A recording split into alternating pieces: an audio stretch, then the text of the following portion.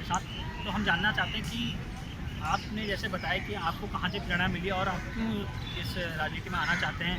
तो आप आज क्या देखते हैं आज के युवा को कि राजनीति में कितना मतलब केवल राजनीति में ही आना चाहिए, आपने उत्तराखंड में हर क्षेत्र में मतलब किस क्षेत्र में आप उसको ज़्यादा उसका भविष्य देखते हैं?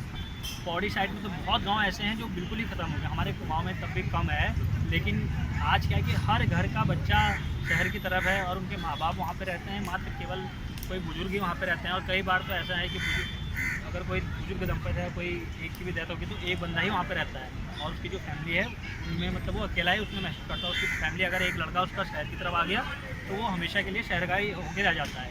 तो आपने बहुत अच्छा लगा हमें कि आप उस क्षेत्र में रहकर वहाँ काम करना चाहते हैं। तो आप हमें बताइए कि आप आज की युवा को क्या मतलब संदेश देना चाहते हैं, क्यों वो राजनीति में आए? हाँ, बहुत अच्छा प्रश्न पूछा आपने। युवाओं के लिए बहुत अच्छा अवसर है इस बार, और इस बार भी क्या मतलब बहुत अच्छा अवसर है अगर राजनीति में आना चाहते हैं तो। राजनीति में बहुत अच्छा ये है कि हमारा जो उत्तराखंड है वो एक पर्वतीय राज्य के रूप में जाना जाता है। बट यह है कि पलायन बुरी मार झेल रहा है हमारा उत्तराखंड पलायन से। बट उसमें यह है कि अगर युवा पहाड़ की ओर आएगा, उससे बहुत सारी ऐसी कह रहे हैं कि वहाँ पर कुछ भी करने को नहीं है, बहुत कुछ करने को है। एक बार आए तो सही, देखे तो सही, ज़मीनी स्तर पर काम करके तो देखो। अगर आओगे ज़मीन पर आओगे तो तभी तो पता चलेगा कि बहुत क्या है वहाँ पर काम करने के लिए। भाई युवाओं के लिए बहुत अच्छा है कि आप आओ वहाँ पर देखो। साथ साथ में हम इस तरीके से, मेरा बहुत अच्छा प्रश्न पूछा, मेरा राजनीति में आने का भी ये था कि मतलब ये प्रधान के चुनाव में लड़ने का ये भी है, बहुत अच्छा अवसर है। मैं इस तरीके से हम कुछ नया करना चाहते हैं जिससे प्रवासी जो जितने भी हमारे उत्तराखंडी हैं, जितने भी हमारे क्षेत्रीय जो लोग बाहर अन्य राज्यों में अन्य शहरों में रह रहे हैं, उनकी इस तरीके से कुछ ऐसी कार्यक्रम, कुछ ऐसी कार्यशाला, कुछ ऐसे सेमिनार, कुछ ऐसे मेले इनको बनाया जाए, इन पर काम किया जाए, जिससे वो लोग बराबर अपने गांव, बराबर अपने जन्मभूमि में, बराबर उसके टच में बराबर वहाँ आते जाते रहें, जिससे हमारा पलायन और बहुत सारी ऐसी चीज़ों में काम हो सके।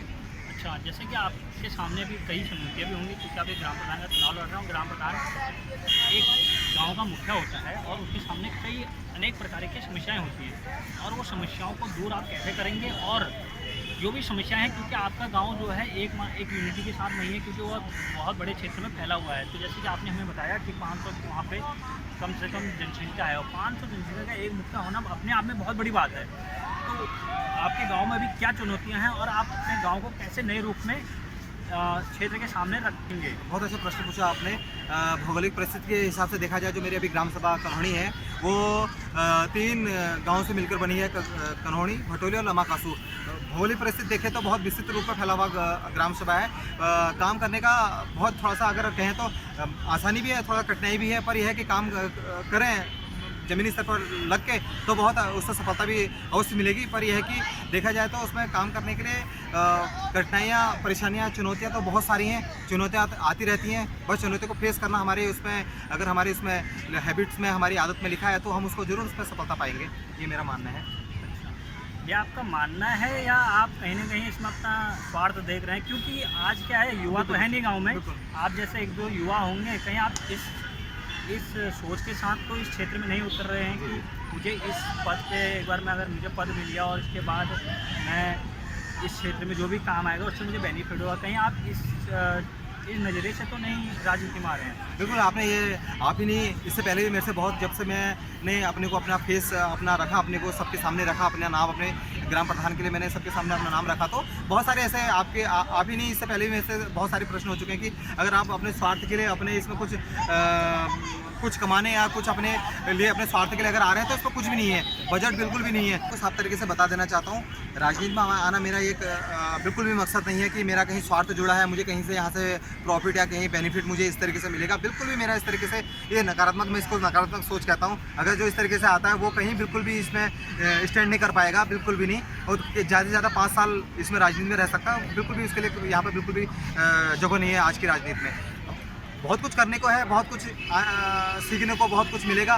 बस मेरा मकसद ये है कि अपने क्षेत्र के विकास, अपने किस तरीके से हम पलायन और विकास के मुद्दों को, किस तरीके से हमारी जो संस्कृति है उसको बचाया जा सकता है। जैसे शंकर पिष्टी जी ने बहुत अच्छा काम किया है, क्यों उन्होंने किस तरीके से वहाँ पर अगर देखा जाए लोगों को बहुत सारे, मैं आपको एक चीज़ बता देना चाहता हूँ, मैं नाम नहीं लेना चाहता, बहुत सारे प्रधान मुझे भी मिले कि उनका कहना ये था कि बिल्कुल भी बजट नहीं है, बिल्कुल बजट नहीं है, गालियाँ मिल रही हैं, लोग आलोचना कर रहे हैं। मैं साफ तरीके से कह देना चाहता हूँ कि आप आके देखिए, आप ही के विकास खंड के अंदर, चुकुड़ा विकास खंड के अंदर एक ऊंचावाहन गांव भी है, जहां पर आप देखेंगे विकास किस तरीके से हुआ है, उनको कहां से बजट मिला है, उनको कहां से फंडिंग हुई है।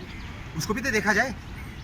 बहुत कुछ काम करने का अगर आप लगेंगे, आप एक जनप्रतिनिधि हैं, आपको अपनी आवाज़ बुलंद करनी पड़ेगी, अपने अंदर इतना साहस भरना पड़ेगा, इतना जोश भरना पड़ेगा, जिससे आप अपने क्षेत्र के विकास के लिए आगे आ सकते हैं। वो बिल्कुल उसमें आप सफलता और उसमें ज़रूर पाएंगे। बस ये एक मेरा मानना है कि अगर आप सकारात्मक सोच के साथ राजनीति में आए हैं तो आप उसको उसमें ज़रूर अवश्य आपको सफलता मिलेगी। बहुत बढ़िया आपने अपने विचार रखे और आपकी बातों से ऐसा लगता है कि आप बिल्कुल भी स्वार्थ के लिए नहीं है। हमें खासकर आपने जितने भी देखने वाले दर्शक हैं उनको बोलना चाहते हैं कि ऐसे युवाओं को सपोर्ट करना चाहिए। और अब मैं आपसे पूछना चाहता हूँ कि आपके मुद्दे क्या हैं विकास चुनाव लड़ने के? क्या आप अभी आपका गांव कितना पिछड़ा है और गांव के मुकाबले अपने क्षेत्र में कितने आप पीछे हो गए हैं कि आपको अब इतनी कम उम्र में चुनाव लड़ना पड़ रहा है अपनी समस्याओं को देखते हुए? और आप जब एक पद पे मतलब अगर आप चुनाव जीतते हैं तो उसके बाद आप अपने गाँव में क्या करेंगे? हाँ, बहुत अच्छा प्रश्न पूछा। मेरे जो मैंने अब अभी जो मेरा एक छोटा सा एक मैनिफेस्टो भी आया हुआ है, उसमें अगर आप देखेंगे बहुत सारे जो मेरे मेन मुद्दे हैं जिसके लिए मैं चुनाव में स्टैंड कर रहा हूँ, वो आप देखेंगे तो उसमें पढ़ेंगे तो बहुत अच्छे उसमें मैंने बोला गया है। स्ट्रीट लाइट की बात आई है, मेन जगह जगह पर जो मेन पॉइंट्स हैं, जहाँ पर चौराहे जैसा हमारे जो छोटे छोटे रास्ते होते हैं गांव के अंदर, वहाँ पर लगाया जाए। जहाँ पर मेन आवश्यकता है हमारी, साथ साथ में पेयजल की बहुत समस्या है गांव के अंदर, उसको सुचारू रूप से अच्छे तरीके से व्यवस्थित करके विभाग के साथ बैठ के किस तरीके से उसे सुचारू रूप से उसको व्यवस्थित किया जाए, उस पर काम करना जरूरी है। साथ में मैं देखना चाहता हूँ पर्वतीय राज्य है, भौगोलिक परिस्थिति के हिसाब से लोगों को पहाड़ से चढ़ना उतरना पड़ता है, वहाँ पर बीच बीच में कहीं ना कहीं विश्राम गृह बनाए जाएँ। लमाकासू जैसे हमारे गांव से ऊपर थोड़ा सा ऊपर हटके गांव है, लोग पैदल चल के आते उतरते हैं नीचे मार्केट बाजार के लिए, तो मैं ये देखना चाहता हूँ कि वहाँ पर एक छोटे छोटे विश्राम गृह स्थल बनाए जाएँ।